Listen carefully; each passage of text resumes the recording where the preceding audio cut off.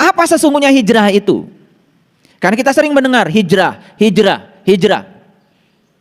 Dan hari ini kita akan perdalam, baik dari sisi bahasa maupun dari sisi fakta, sekaligus dari sisi yang lebih kontekstual dalam kekinian. Baik, kita lihat dulu dari sisi bahasa.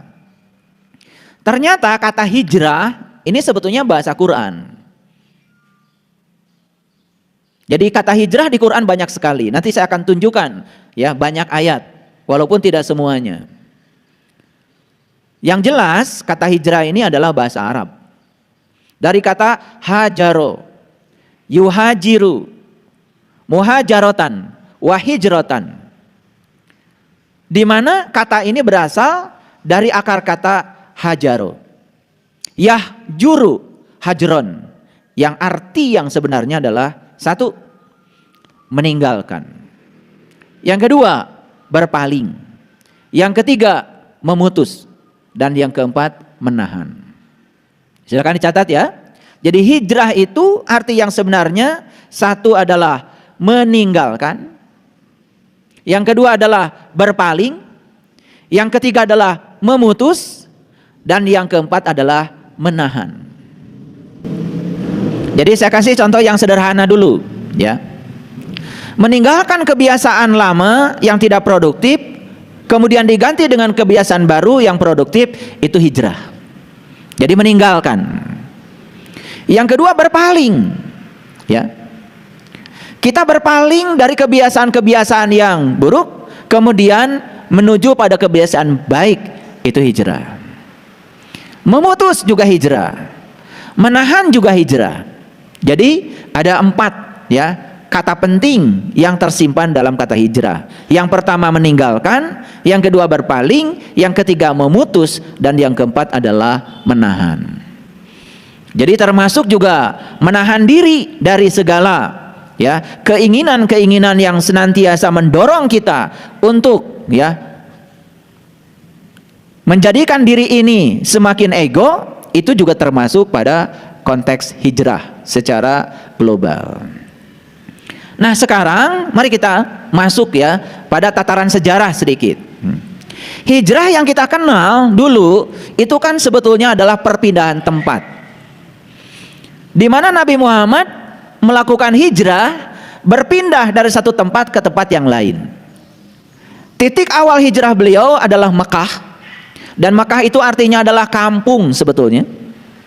Dan tujuan beliau itu adalah Madinah. Madinah itu artinya adalah kota. Jadi sebetulnya yang dilakukan oleh Rasulullah di zamannya saat itu adalah migrasi sebetulnya. Migrasi dari kampung ke kota. Migrasi dari Mekah ke Madinah.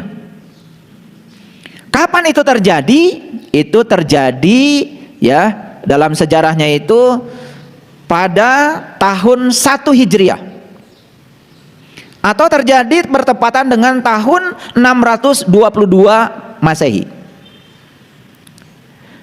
Kemana Nabi Muhammad itu di Madinah pergi? Nabi Muhammad di Madinah itu pergi ke satu tempat yang namanya Kuba. Dan apa yang dilakukan beliau saat hijrah dari kampung ke kota itu adalah membangun masjid. Nah nanti kita kupas ya hakikatnya seperti apa. Jadi hijrahnya beliau dari kampung ke kota itu ternyata sesampainya di tempat hijrah, yang beliau lakukan pertama kali adalah membangun masjid. Dan masjid pertama yang dibangun di Madinah adalah Masjid Kuba, bukan Masjid Nabawi. Nah kenapa diberi nama Masjid Kuba? Dan nanti ada kaitannya, ada ayat-ayatnya yang akan saya ekstrapolasi hari ini. Kita elaborasi supaya lebih dalam pemahamannya. Baik, mundur dulu ke slide yang sebelumnya. Jadi yang dilakukan oleh Rasulullah saat itu adalah perpindahan tempat, yaitu dari Makkah ke Madinah, dari kampung ke kota. Ya tentu saja dalam proses hijrah itu ada sesuatu yang ingin dicapai. Nah dalam proses itu pasti ya kata hijrah yang 4 itu juga ada di dalamnya. Meninggalkan jelas, berpaling jelas ada, memutus jelas juga ada, ya, menahan juga ada. Nah, dalam cerita Mahabharata sebetulnya juga ada proses yang semacam ini. Dan ini dilakukan oleh rombongannya Pandawa. Nah, apa yang terjadi ketika Pandawa itu hijrah? Perhatikan ya. Ini agak filosofis sedikit. Ketika Pandawa itu diusir oleh Kurawa, sebetulnya ada kebodohan, ada kecerobohan yang dilakukan oleh Kurawa. Apa kira-kira kecerobohannya? Kalau Pandawa tidak diusir oleh Kurawa, seluruh tahapan-tahapan perkembangan yang dicapai oleh Pandawa diketahui Kurawa. Tapi begitu diusir oleh Kurawa, maka semua tahapan-tahapan yang dicapai oleh pihak Pandawa sama sekali tidak diketahui oleh pihak Kurawa. Maka Kurawa itu menjadi kalah oleh Pandawa karena buta kekuatan akibat kesalahannya sendiri mengusir pihak Pandawa. Makanya hati-hati ya, ketika seseorang diusir malah tidak terpantau, tidak bisa diikuti tahap-tahapan perkembangan yang dia bisa lalui. Bahkan bisa jadi menimbulkan satu kekuatan. Itu juga yang terjadi pada Rasulullah. Jadi sebetulnya beliau itu pindah ke kota, pindah ke Madinah, sebetulnya satu, membangun sebuah kekuatan. Oh, pada akhirnya kan beliau kembali lagi ke Mekah setelah memiliki sebuah kekuatan, setelah memiliki beberapa perubahan-perubahan kesadaran. Jadi walaupun kelihatannya di situ hanya pindah tempat, tetapi saya yakin di balik perpindahan tempat itu ada transformasi batin yang diinginkan Rasulullah, ada transformasi kesadaran yang diinginkan oleh Rasulullah. Maka yang pertama kali bangun ketika beliau pindah ke Madinah adalah masjid. Apa masjid itu? Kan dari kata masajid. Masajid itu adalah tempat sujud. Masajid itu tempat sujud. Ya tentu saja sujud yang dimaksud itu bukan sujud secara harfiah, bukan sujud secara fisik. Karena banyak orang secara fisik melakukan sujud, tetapi sesungguhnya secara mental, secara spiritual dia tidak sujud. Dan sujud yang melahirkan kekuatan yang dahsyat dan luar biasa adalah sujud bukan secara fisik, tapi sujud secara mental, sujud secara spiritual. Ini sebetulnya yang akan dicapai. Makanya tempat pertama yang beliau bangun adalah masajid, yang kemudian disebut masjid. Masajid itu dari tempat sujud. Nah, sujud kepada siapa? Nah, ini yang harus kita korek ya. Kalau berbicara transformasi batin, jelas sujud yang dimaksud adalah meningkatkan kepasrahan diri secara total, bahwa di dalam diri setiap manusia itu ada satu kekuatan besar yang harus diakses oleh setiap manusia, yaitu kekuatan yang maha dahsyat pada setiap manusia adalah kekuatan ilahi. Kan beda ya, orang yang kerja merasa dirinya bisa, dia akan berbenturan dengan berbagai macam keterbatasan. Tapi orang yang bekerja, saat bekerjanya lillah, saat bekerjanya billah, saat bekerjanya bismillah, saat bekerjaan mengaplikasikan alhamdulillah, itu dahsyat. Itu yang disebut dengan mengakses sesuatu yang tanpa batas. Mungkin para sahabat ada yang punya pengalaman. Ketika kita bekerja, merasa diri kita bisa, terlalu percaya pada diri sendiri, tidak melibatkan satu kekuatan semesta yang luar biasa, makanya pekerjaan kita menjadi sangat biasa. Jadi saya pernah ya, pada satu kondisi tertentu harus mengerjakan pekerjaan dalam waktu singkat dan pekerjaannya kena deadline. Pada saat itu kemudian kita memaksakan agar pikiran kita mampu melakukannya, kita akan berbenturan keterbatasan. Kemudian kita serahkan kepada dia, billah. Jadi billah artinya apa? Bersama dengan Allah. Jadi kekuatan yang sedang dibangun oleh Rasulullah adalah menegaskan lillah, menegaskan billah, menegaskan bismillah, dan menegaskan alhamdulillah. Dicuci bersih para sahabat di situ sehingga memiliki satu kekuatan yang dahsyat, dan setelah itu kemudian kembali ke Mekah dengan kesadaran yang berbeda. Dan di situ terjadilah proses ya yang sangat luar biasa, di mana Mekah hanya dalam waktu singkat bisa ditundukkan oleh rombongan Rasulullah pasca hijrah. Paham sampai di sini ya? Oke, pahami ya pelan-pelan. Jadi hijrah itu dari kampung menuju kota. Nah, kita lihat dalam Quran, di mana kata kampung ada, di mana ada kota ada di Quran. Mari kita buka dulu Al-Quran ya. Dan sesungguhnya kalau kami perintahkan kepada mereka. Nah, kami di sini adalah Allah. Siapa mereka? Ternyata mereka di ayat ini adalah Bani Israel. Siapa Bani Israel? Bani itu adalah kaum kelompok, Isra itu hanya berjalan, Eli itu Tuhan. Jadi Bani Israel adalah siapa saja orang yang mau berjalan menuju Tuhan, itulah Bani Israel. Apa pesan Allah kepada Bani Israel? Ini pesannya. Bunuhlah dirimu dan keluarlah kamu dari kampungmu. Ini perintah sangat luar biasa. Perintah simbolik yang sangat luar biasa. Jadi Bani Israel ini disuruh untuk bunuh diri agar dia bisa keluar dari kampung. Kampung identik dengan kegelapan. Kampung identik dengan keterbelakangan. Kampung identik dengan kebodohan. Kampung identik dengan jahiliyah, kira-kira begitu. Ya, itu adalah simbolik dari kampung. Dan ternyata untuk meninggalkan kampung kita harus bunuh diri. Nah, dalam ayat ini bunuh diri ini ternyata bagus karena diperkuat oleh pernyataan berikutnya. Saya bacakan ya. Niscaya mereka tidak akan melakukannya kecuali sebagian kecil dari mereka. Dan yang berhasil bunuh diri hanya sebagian kecil saja. Ayo kita perhatikan. Diri itu yang mana? Nah, kalau berbicara tentang diri yaitu nafs. Nah, diri itu adalah nafs.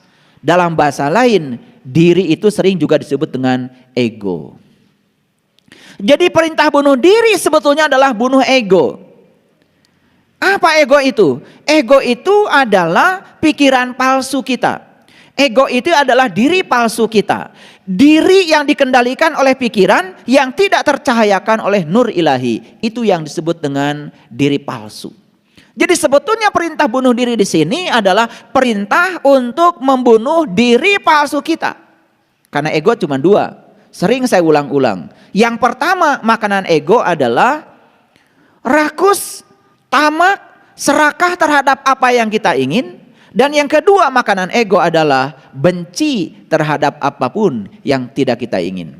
Jadi kalau kita selalu rakus kepada yang kita ingin dan benci kepada yang tidak kita ingin, kita tidak bisa menerima yang kita ingin dengan yang tidak kita ingin dengan cara yang sama. Sebetulnya kita sedang membangun ego. Itu seperti yang harus dibunuh. Dan yang bisa membunuh ini, kata Quran, hanya sebagian kecil dari mereka. Mari kita lihat ayat selanjutnya.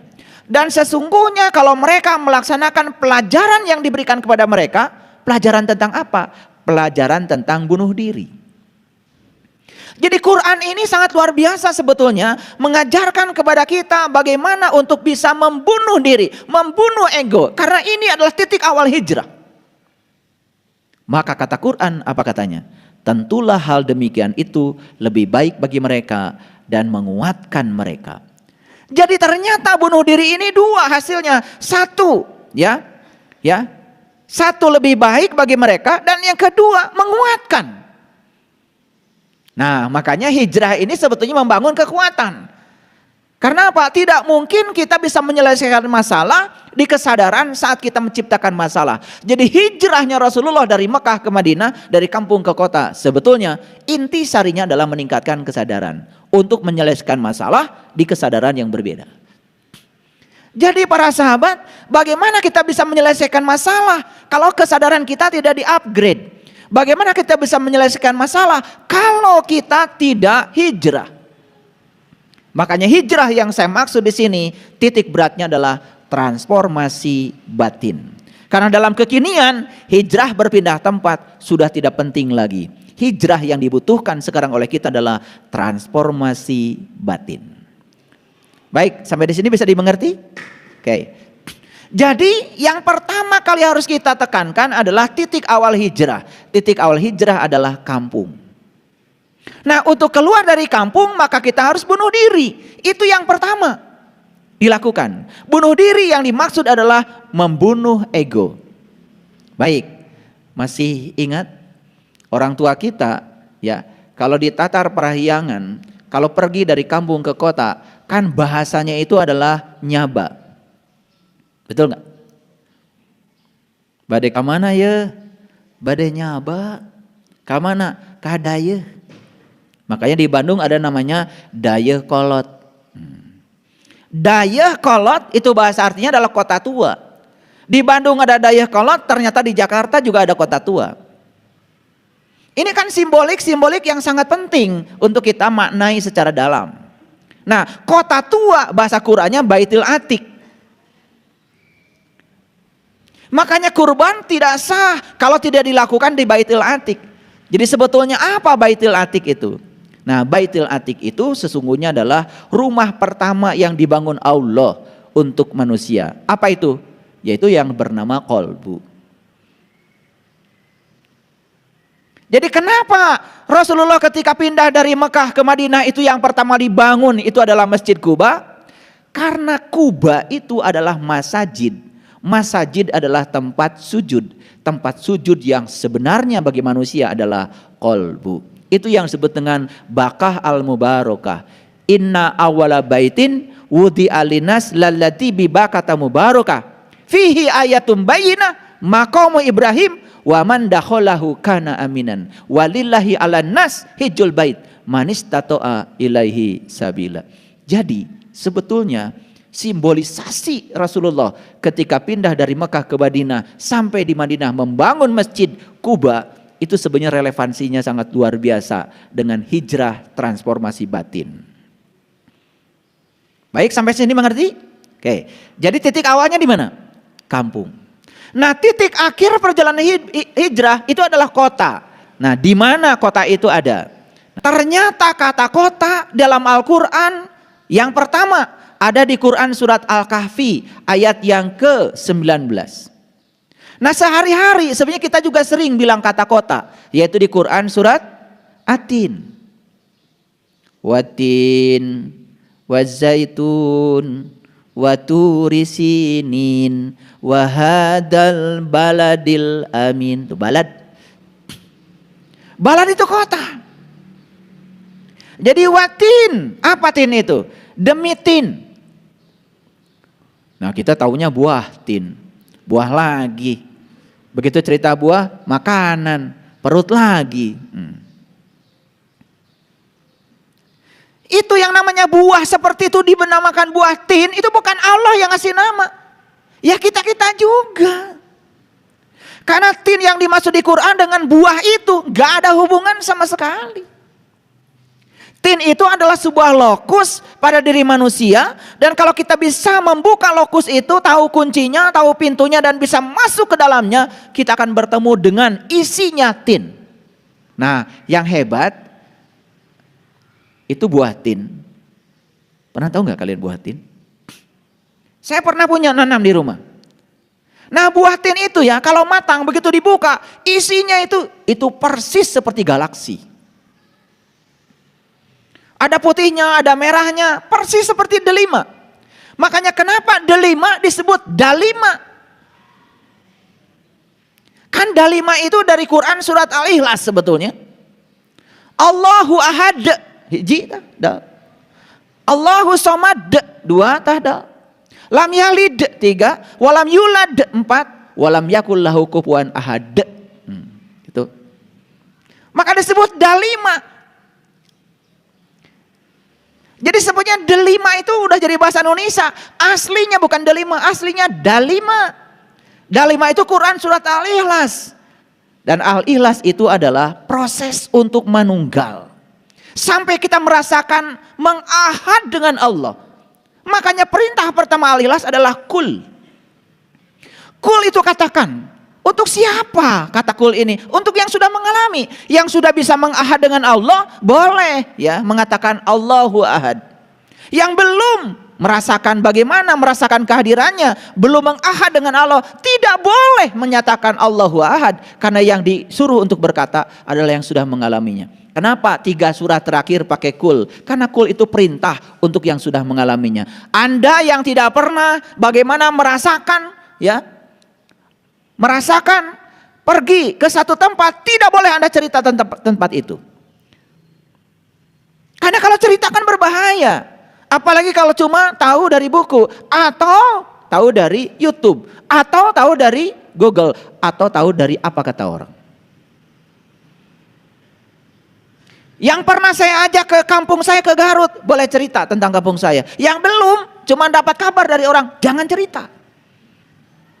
Yang boleh cerita itu yang sudah ngalamin. Makanya 3 surah terakhir pakai kul. Karena apa? Itu surah terakhir, berarti kan sudah puncaknya pengalaman.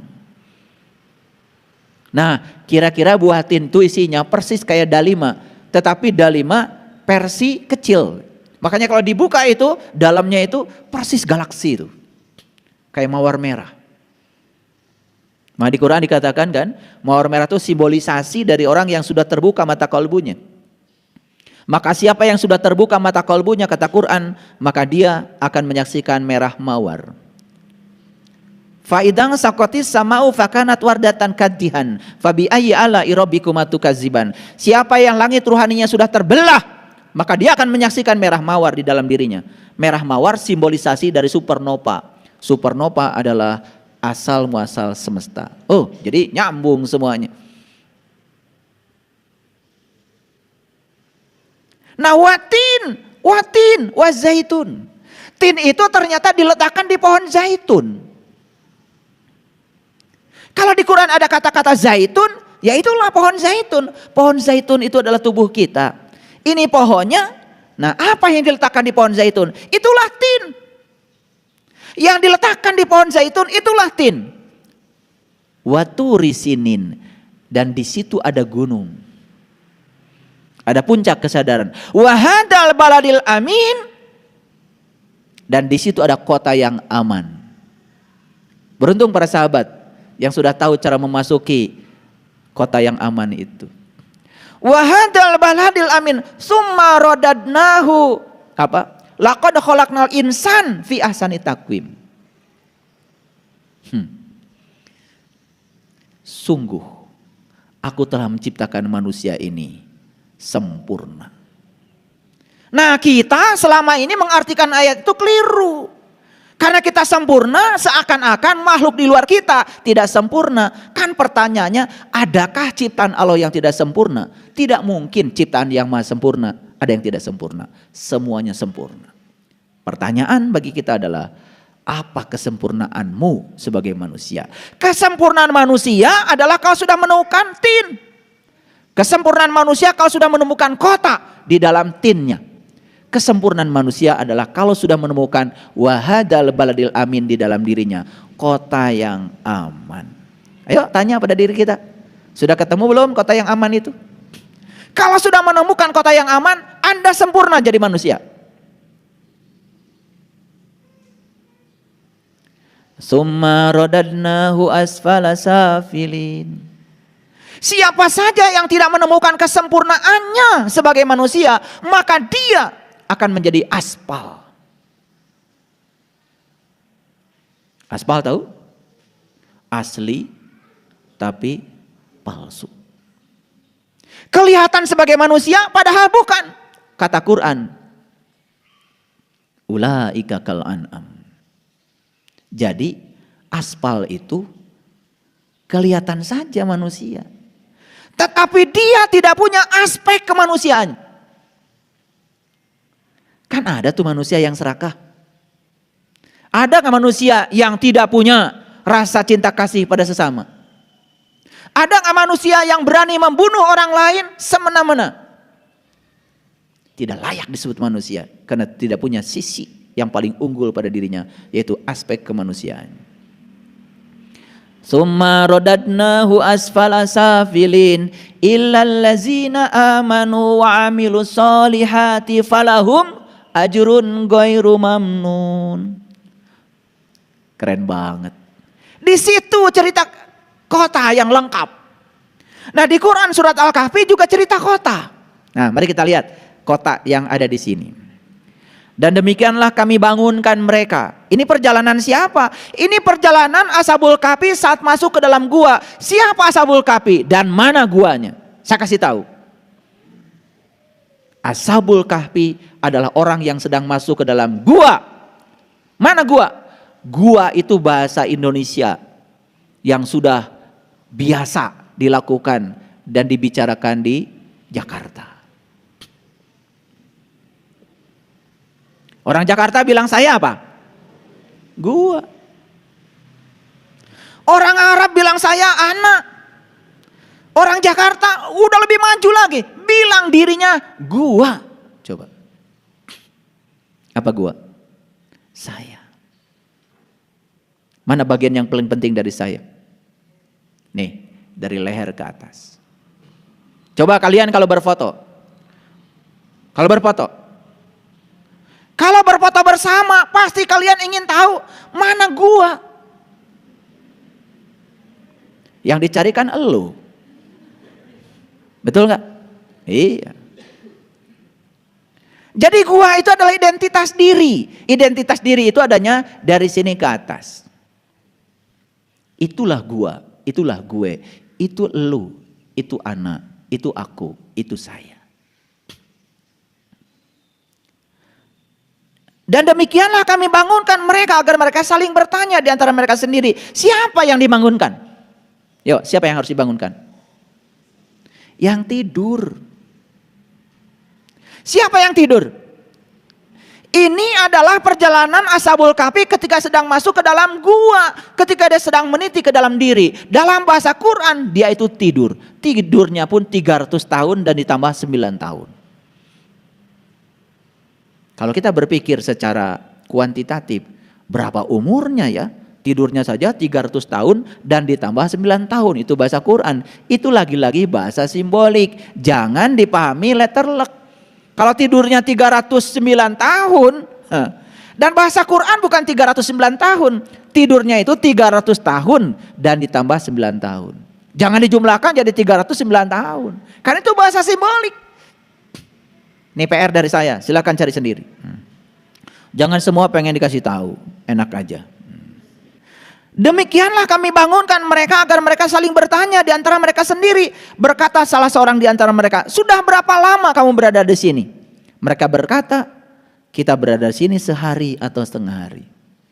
Jadi sebetulnya belajar spiritual, belajar meniti ke dalam diri, tidak perlu 10 tahun. Tidak usah pesantren 20 tahun. Dalam Quran sederhana, sehari atau setengah hari, gitu aja kok. Kelamaan kalian tuh belajar. Apalagi belajar cuma mengoleksi ilmu pinjaman, buat apa? Sebanyak apapun ilmu yang ada di kepalamu, kalau itu ilmu hanya pinjaman, apa kata orang, apa kata buku, itu semua pinjaman, gak ada artinya itu ilmu. Karena ilmu yang punya arti itu adalah ilmu pengalaman. Pengalaman gak usah banyak. Kalian baca buku tentang Singapura 1000 kali, tetap saja belum ke Singapura. Gak usah cerita. Yang pernah ke Singapura sekali, walaupun gak baca 1000 kali, dia udah ke Singapura kok. Cool itu, udah boleh berbicara. Makanya sampaikan ilmu walaupun satu ayat. Dipahami lagi keliru. Baru apal satu ayat ngajinya, besok sudah jadi ustadz, jadi kiai, nyeramahin banyak orang. Berdalil karena sampaikan walaupun satu ayat, itu tolol. Ayat itu yang dimaksud bukan Bismillahirrahmanirrahim, bukan Alhamdulillahirrahmanirrahim, bukan, ayat itu tanda. Sampaikan ilmu walaupun satu tanda. Tanda siapa? Tandanya Allah. Yang sudah tahu tandanya Allah, walaupun satu tanda udah sampai kepada Allah, boleh bicara. Sampaikan ilmu walaupun satu tanda, sebetulnya bukan satu ayat. Karena ayat itu bahasa Arab, bahasa kitanya tanda. Karena kita nggak ngerti letterlek, makanya hafal satu ayat langsung besok beli sorban.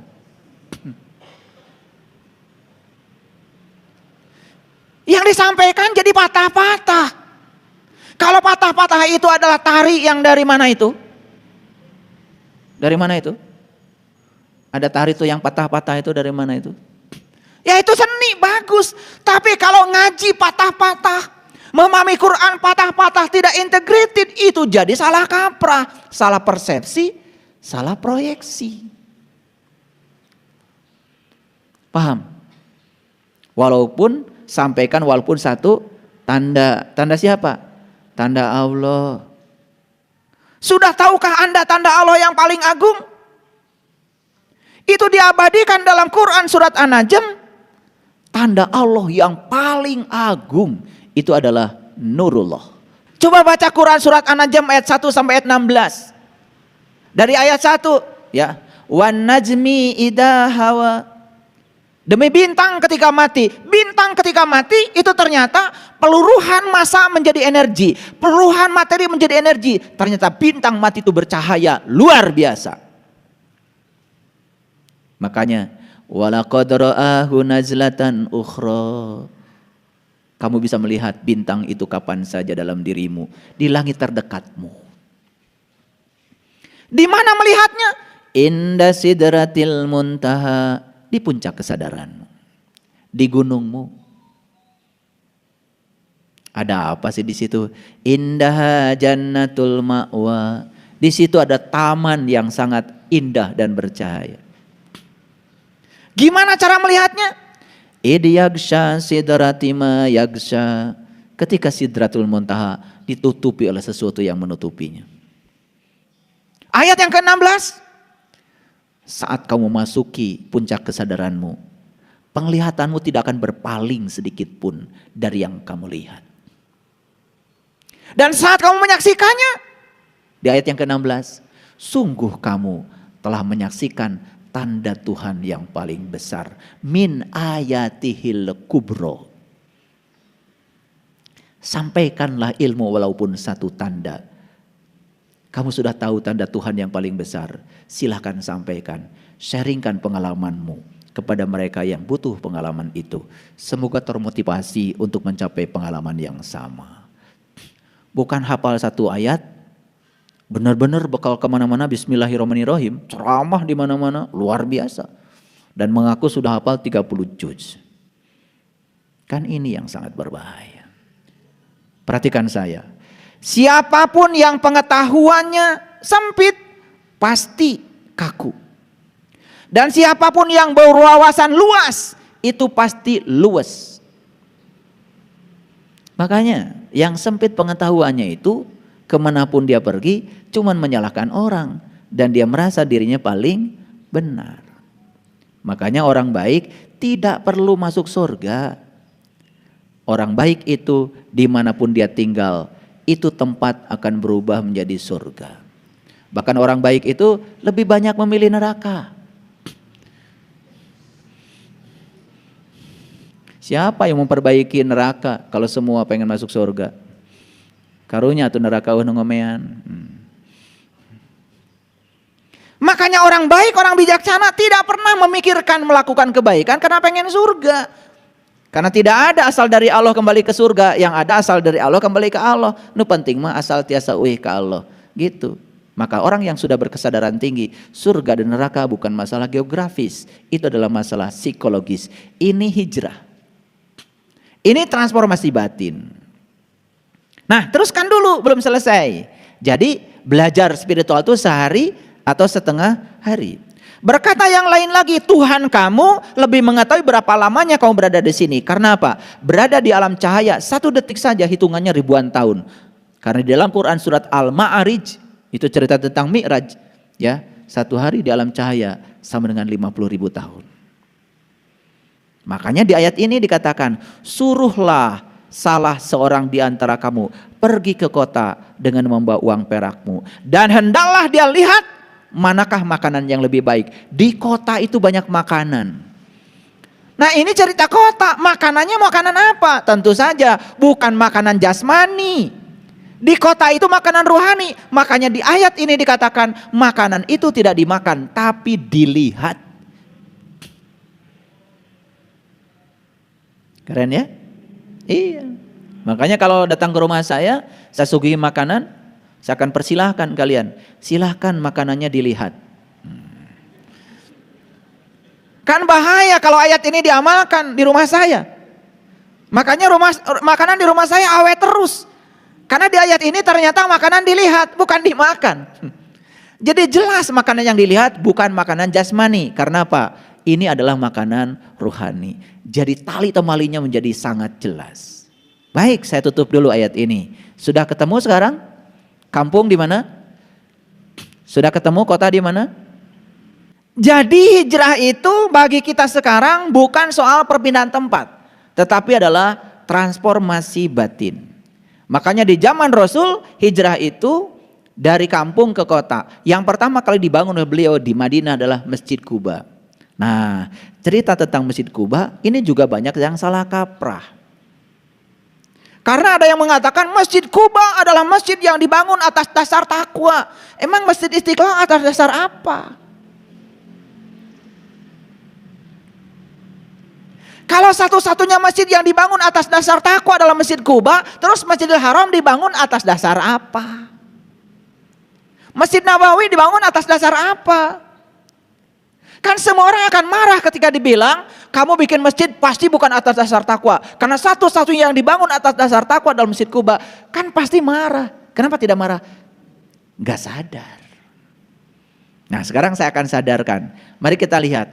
Adakah di Quran cerita Masjid Quba? Saya kasih tahu. Di Quran tidak ada cerita Masjid Quba. Karena kata Quba di Quran itu adalah sisipan, terjemahan. Bukan yang sebenarnya. Mari kita lihat sekarang. Oke, supaya ini ngerti. Jadi sebelum masuk ke situ saya jelaskan lagi bahwa hijrah itu yang sebenarnya adalah transformasi batin. Oke, baik kita lihat. Jadi supaya jelas saya buka dari 107. Yuk kita perhatikan ayat ini. Dan ada orang yang mendirikan masjid untuk menimbulkan kemudaratan, untuk menimbulkan kekafiran, untuk memecah belah antara orang-orang mukmin. Ada nggak yang bikin masjid kayak gitu? Ada yang bikin masjidnya malah menimbulkan kemudaratan, menimbulkan kekafiran, menimbulkan pecah belah, bukan menimbulkan persatuan. Ini ayatnya di Quran surat At-Taubah ayat 107. Walladzina takhadu ya masjidan dirara wa kufran wa tafriqa. Gitu.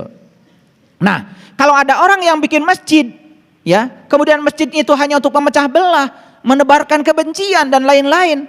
Nah, di ayat selanjutnya Allah bilang, la takum fihi abada. Janganlah kamu bersembahyang dalam masjid itu selama-lamanya. Nah, ada ayat selanjutnya, ya. Apa katanya? La masjidun usisa ala taqwa min awali yaumin ahaku antakumafi. Sesungguhnya masjid yang didirikan atas dasar takwa sejak hari pertama adalah lebih patut kamu sholat di dalamnya. Lihat, ada nggak kata Quba di situ? Ada nggak kata Quba di situ? Nggak ada. Kata Quba ini sisipan. Makanya banyak sekali mutawib saya tanya, tunjukkan pada saya di Quran Masjid Quba. Nggak ada. Karena Masjid Quba ini lihat, sisipan. Ini ayat sama sekali tidak cerita Masjid Quba. Ini ayat cerita tentang masjid yang layak untuk kamu sembahyang di dalamnya. Satu-satunya masjid adalah masjid yang dibangun atas dasar takwa. Nah, apa takwa? Takwa itu kan di Quran surat Al-Baqarah dijelaskan. 1, mengambil janji. 2, diangkat gunungnya, kesadarannya. 3, ditunjukkan sesuatu di puncak kesadarannya. 4, ingat yang ditunjukkan, la'allakum tattaqun. Ini Al-Baqarah Quran 63. Saya tidak punya waktu untuk membuka itu. Silakan nanti baca sendiri. Jelas di situ dikatakan ya, bahwa takwa itu adalah prosedur. Diawali dengan mengambil janji, diangkat kesadarannya, ditunjukkan sesuatu di puncak kesadarannya, ingat yang ditunjukkan, itulah takwa.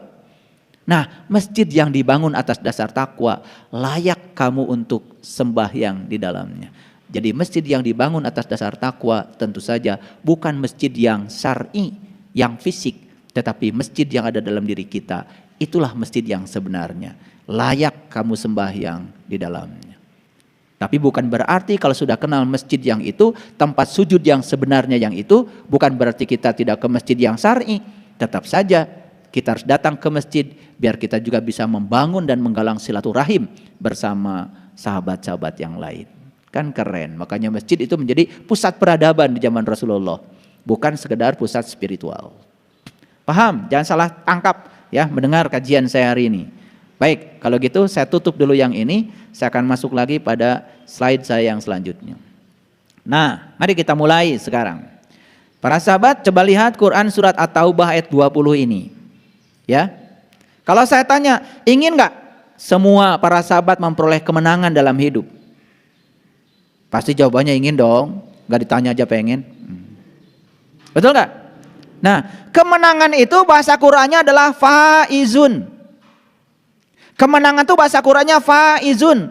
Sudah diabadikan menjadi kata-kata penting setiap Idul Fitri, yaitu faizin. Kan kalian suka ngucapin minal aidin wal faizin. Betul? Iya. Lucunya semua umat Islam taunya minal aidin wal faizin itu mohon maaf lahir dan batin. Karena setiap ada ucapan kartu lebaran ada tulisan Arab minal aidin wal faizin. Bawahnya mohon maaf lahir dan batin. Dikiranya minal aidin wal faizin itu mohon maaf lahir dan batin. Padahal itu doa. Semoga Anda termasuk orang yang kembali dan memperoleh kemenangan. Harusnya ketika orang lain bilang begitu jawabannya amin. Apa yang kalian lakukan selama ini? Minal aidin wal faizin, sami-sami. Itu karena nggak ngerti. Itu karena kita gagal belajar agama. Karena kita puas belajar agama dari kartu lebaran.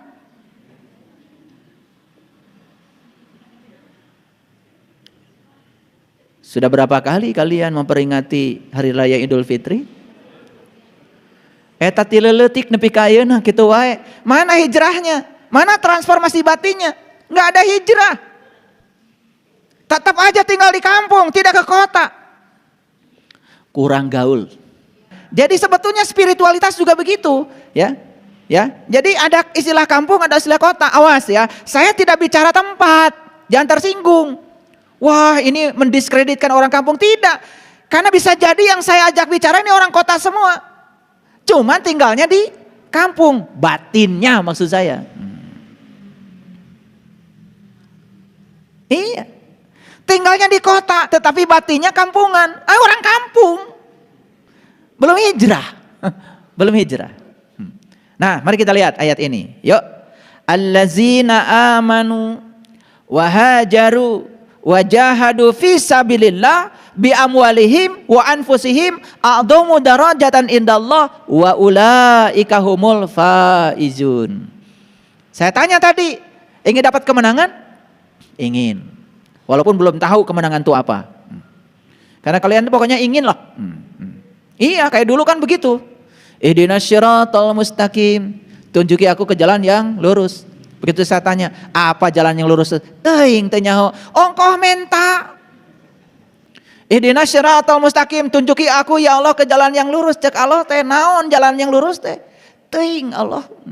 Pokoknya anu lempeng cenah teu bengkok-bengkok. Tuh, persepsi lagi masuk. Jalan yang lurus itu jalannya orang-orang yang diberi nikmat. Belum selesai, taros deui, siapa yang dapat nikmat Allah? Gitu, terus kejar ke dalam. Sampai kita tahu barangnya, oh ini toh siratal mustaqim gitu. Baru diucapkan ke Allah, ieu macan ngarti, nu rek dipenta ge teh nyaho, menta unggal poe. Betul enggak? Gitu enggak kalian? Gitu enggak? Tapi yang luar biasa itu kita mah biasa aja. Yang penting kalau sudah ihdinas siratal mustaqim sudah dapat pahala.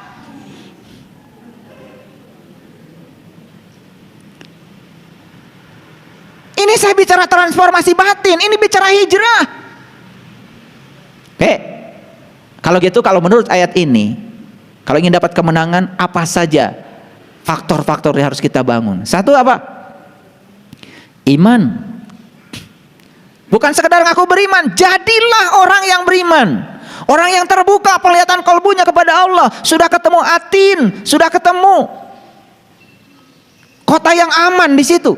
Sudah pindah dari kampung ke kota, itu iman. Apakah iman cukup? Nih, kalian sudah beriman, tetapi belum cukup untuk memperoleh kemenangan. Karena apa? Wahajaru. Wahajaru, harus meninggalkan, harus berpisah, harus memutuskan. Nih, lihat saya semuanya. Semua upaya mempertahankan yang kita miliki, semua menimbulkan kesusahan. Sok hijrah atuh. Jadi hijrah yang pertama tadi mempertahankan, ganti sekarang jadi berbagi. Memaksakan cinta, sekarang jadi mengukakan cinta. Ya, lamun embung diciwit, tong nyiwit. Mun embung digenggerahan batur, tong geurahan ka batur. Gitu aja kok, sederhana. Nah, saya bilang tadi apa? kita ini sangat resisten terhadap perubahan. Ulangi, kita ini sangat resisten terhadap perubahan. Resisten itu sangat tidak suka dengan perubahan, karena kita ini ingin semuanya permanen. Yang suaminya pejabat ingin semua suaminya jika perlu abadi jadi pejabat. Jika suaminya berada di posisi tertinggi dalam jabatannya sehingga ada berkah jabatan, ingin seumur hidup jika perlu di situ. Tidak siap dengan perubahan. Bersiap-siaplah, kita akan menderita. Nah, jadi ketika kita bertahan pada penolakan kita terhadap segala perubahan, itu jalan lama yang harus ditinggalkan. Jalan barunya apa? Jalan barunya adalah mari kita ikut perubahan. Mari kita berserah kepada yang ada. Makanya hidupnya sederhana. Jangan hidup berdasarkan apa yang seharusnya. Hidup saja berdasarkan apa yang ada. Kalau kita terus menolak semua perubahan, selalu ingin semuanya kehendak kita, berarti kita masih ada di jalan lama. Yuk kita transformasi. Apapun yang terjadi, terima apa adanya, gak usah komentar. Kita sudah biasa melakukan perbuatan yang rutin sehari-hari. Oh, segala dilakukan. Sholat sudah, ya tahajud sudah, duha sudah, sholat tobat, wiri dan juga segala macam. Coba mulai sekarang tanya, apakah rutinitas yang saya lakukan itu menimbulkan dampak pada diri saya? Kalau tidak, yuk hijrah. Cari kepuasan. Agar rutinitas dirubah menjadi kepuasan. Ubah kelalaian kita yang pasif ini menjadi kesehatan yang aktif. Karena aktif itu sehat.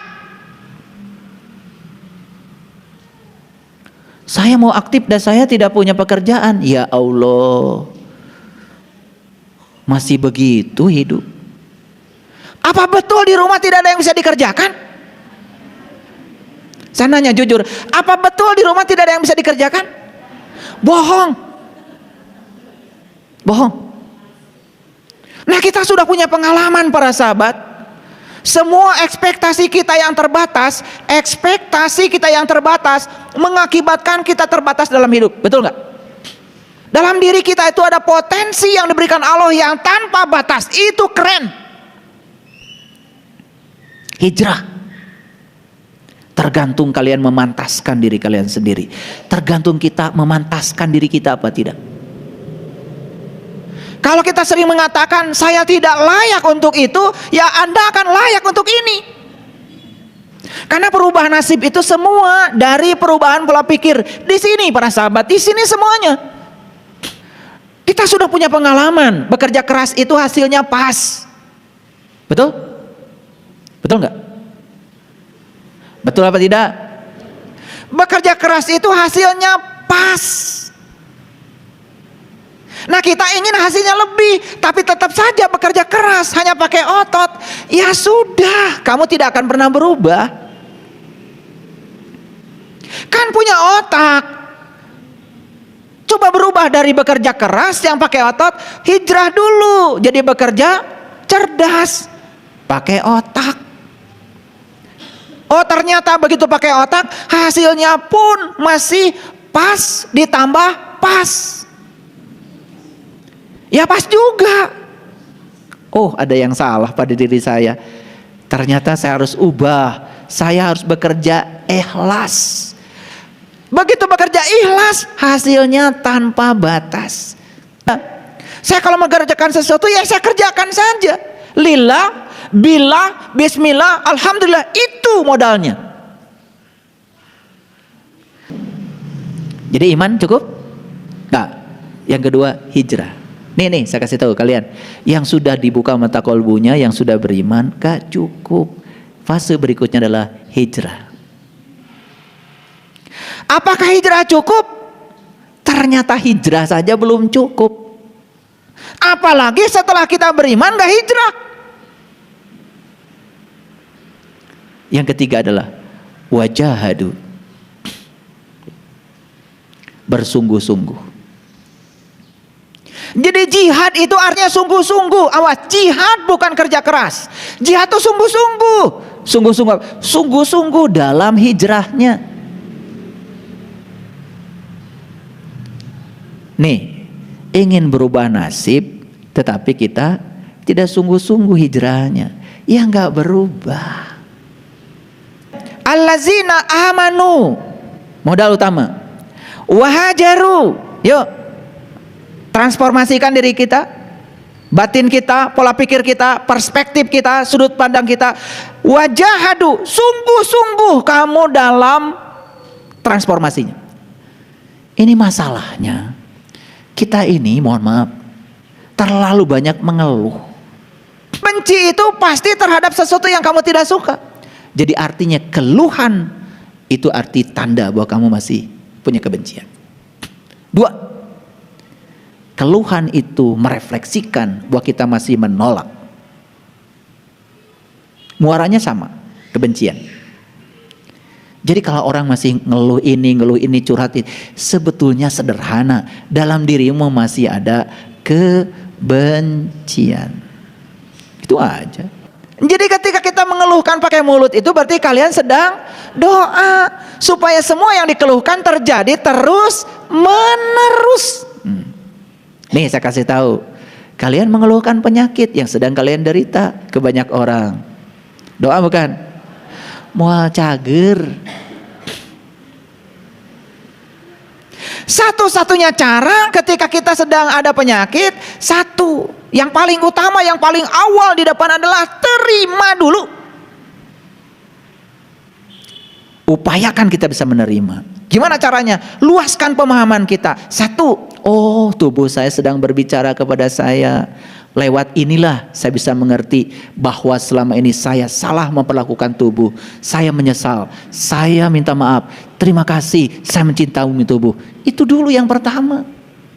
Kalau dari awal kita sudah resisten, dari awal kita sudah menolak, maka kita tidak akan punya kesadaran untuk memahami pesan apa yang sedang terjadi pada diri saya. Pesannya tidak akan tertangkap. Yang kedua, saya sudah berobat, tetapi ternyata upaya saya selama ini tidak menimbulkan kesembuhan saya. Oh, jangan-jangan ada bawaan karma saya dari kehidupan yang dulu. Karena kesadaran terakhir saya meninggal menjadi kesadaran awal saat saya datang ke sini. Oh, saya mau berupaya memperbaiki alam bawah sadar saya. Ada apa dengan alam bawah sadar saya? Lakukan lagi sehingga kita jadi pinter. Sakit memang, tapi jadi pinter. Ditempeleng memang pipi saya, tapi saya jadi tahu cara sholat khusyuk. Nah, ada batasannya. Nah, lihat saya. Iman cukup belum? Belum. Hijrah cukup belum? Belum. Jihad cukup belum?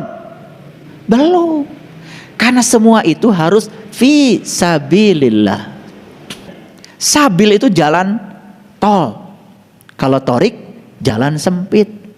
Makanya jangan cari jalan sempit, cari jalan tol. Sabilillah. Cari jalan luas yang bisa meluaskan kita. Makanya apa?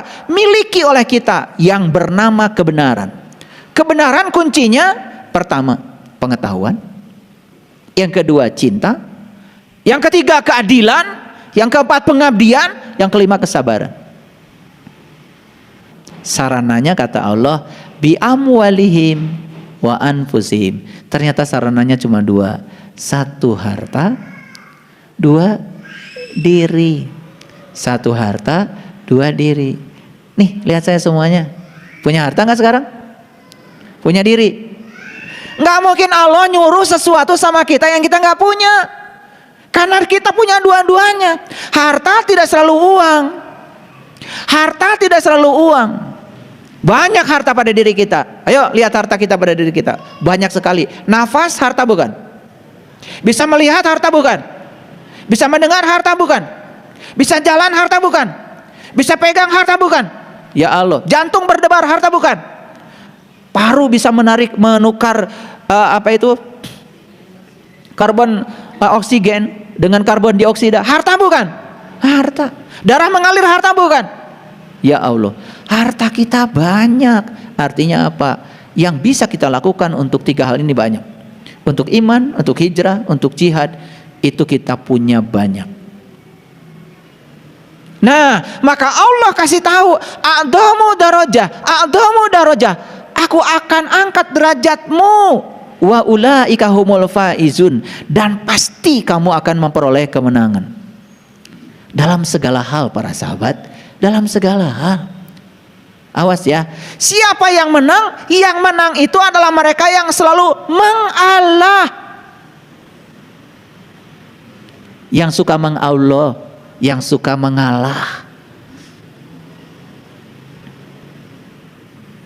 Makanya mengalah tuh luar biasa bahasa itu. Mengalah, mengalah, mengalah. Ternyata kalau kita bacanya pelan-pelan kan jadi mengalah, mengallah. Makanya kalau kita mengalah dalam konteks mengallah, disitulah faizun itu turun, disitulah kemenangan akan datang. Gitu. Jadi hijrah yang harus kita lakukan sekarang adalah transformasi batin yang menyebabkan pola pikir kita, perspektif kita terhadap kehidupan menjadi positif. Tidak ada benar salah, tidak ada baik buruk. Semua yang terjadi, terjadilah. Perubahan ada dua. Satu, perubahan yang bersifat alami, itu tidak akan bisa ditolak. Yang kedua, perubahan yang bisa kita lakukan prosesnya oleh kita sendiri. Perubahan yang bersifat alami, biarkan saja. Karena saat kita membiarkannya, tidak menolaknya, tidak menghujatnya, tidak menghukumnya, tidak mengomentarinya, berarti kita tahu bahwa sebetulnya membiarkan berarti sadar di balik semua peristiwa ada sang kehadiran, ada sang keberadaan yang maha pengasih, yang maha penyayang. Tidak ada satupun di semesta ini yang bukan karena cinta kasihnya. Apakah menua itu merupakan cinta kasih Allah? Buktikan. Geningan sarieun kolot. Jangan suka ngomong aja, buktikan. Menua itu adalah cinta kasih Allah. Buktikan. Ketika kita menua secara fisik, ada kesadaran dalam diri kita. Duh, kalau saya juga menua secara mental, kalau saya melemah secara fisik, kemudian saya melemah juga secara mental, apa jadinya ya saya? Maka biarkan fisik ini menua karena itu alami, tetapi ada yang bisa dihijrahkan oleh kita. Saya tidak mau menua secara mental, saya tidak mau menua secara spiritual. Jiwa saya harus kuat, jiwa saya harus kokoh. Biarkan fisik menua, tetapi kebijaksanaan saya mulai muncul, kesadaran saya mulai muncul. Kan keren. Itu namanya kita bisa membuktikan bahwa menua itu adalah cinta kasih Allah. Kan yang dibutuhkan oleh kita cuma satu, selalu sadar bahwa tidak ada yang terjadi di semesta ini yang bukan karena kehadirannya. Sadar semua yang terjadi di semesta karena cinta kasihnya. Itu saja yang kita selalu sadari, itu sudah sangat luar biasa. Jadi para sahabat, orang-orang yang beriman, orang-orang yang berhijrah, orang-orang yang sungguh-sungguh hijrahnya dibatasi dalam jalan Allah, dikasih oleh Allah dua perangkat kepada kita, satu harta, dua diri, maka akan ditinggikan derajatnya oleh Allah. Nah, siapa yang ditinggikan derajatnya oleh Allah? Kelihatan sekarang. Orang yang ditinggikan derajatnya oleh Allah, dimanapun dia ada, pasti akan merubah keadaan menjadi lebih baik. Bahkan orang ini ditempatkan di neraka pun, dia bisa ubah tuh neraka jadi surga. Sekarang, apakah derajat saya sudah tinggi atau tidak? Sederhana. Setelah ini dicek. Yuk, di mana kalian berada sekarang? Di mana kalian tinggal? Yang paling sederhana, kalian tinggal di rumah bersama keluarga. Apakah kehadiranmu membuat suasana keluarga semakin damai? Apakah kehadiranmu di rumah disyukuri? Atau kehadiranmu di rumah malah disesali? Kepergianmu malah disyukuri? Berarti ada yang tidak beres. Jadi jangan nunggu hari kiamat, jangan nunggu akhirat untuk tahu apakah derajat saya tinggi atau derajat saya rendah. Ukurannya adalah di sini, saat ini, sekarang. Terima kasih. Assalamualaikum warahmatullahi wabarakatuh.